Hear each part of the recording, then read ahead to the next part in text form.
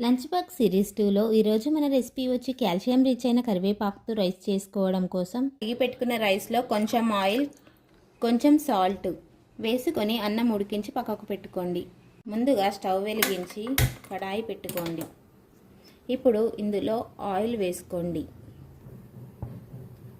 Oil వేడెక్కాక ఇందులో కరివేపాకును వేసుకోండి.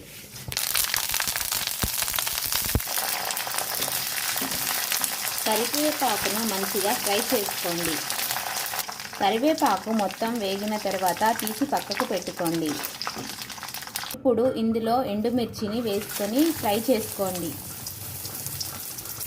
ఇలా కరివేపాకు పొడి తయారు చేసుకొని పెట్టుకుంటే బయట అయితే 1 మంత్ ఫ్రెష్గా ఉంటుంది, ఫ్రిడ్జ్లో అయితే 3 మంత్స్ దాకా ఫ్రెష్గా ఉంటుంది.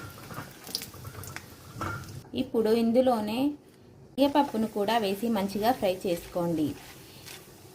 ఇలా మీరు ఒక్కసారి చేసి పెట్టుకున్నారంటే 1 మంత్ దాకా ఈజీగా ఎప్పుడైనా చేసుకొని తినవచ్చు. ఇప్పుడు వీటన్నిటిని పౌడర్ చేసుకోవాలి. వీటితో పాటు వెల్లుల్లి, ఉప్పు, జీలకర్ర కూడా యాడ్ చేసి వీటన్నిటిని మొత్తం మిక్సీ పట్టుకోవాలి. ఇప్పుడు ఉడికించిన అన్నంలో ఈ పొడి మొత్తం వేసి మంచిగా మిక్స్ చేసుకోండి.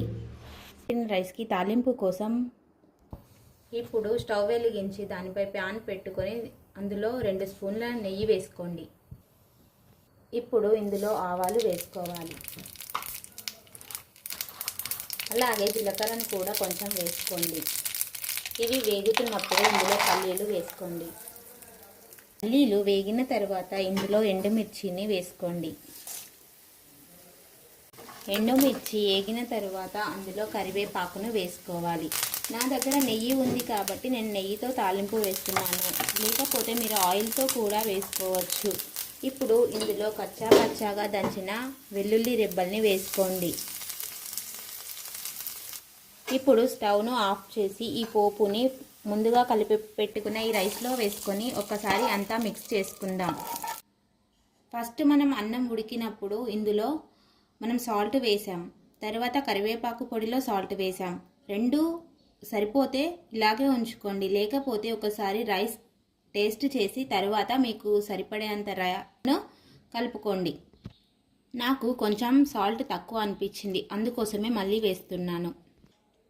ఇప్పుడు ఒకసారి మంచిగా మిక్స్ చేసుకోండి. అంతే, మన లంచ్ బాక్స్లోకి కమ్మనైన కరివేపాకు రైస్ రెడీ. మళ్ళీ వేరొక రైస్తో రేపు కలుద్దాం. అందాక సబ్స్క్రైబ్ చేసుకోండి, లైక్ చేయండి, షేర్ చేయండి. Okay, bye bye.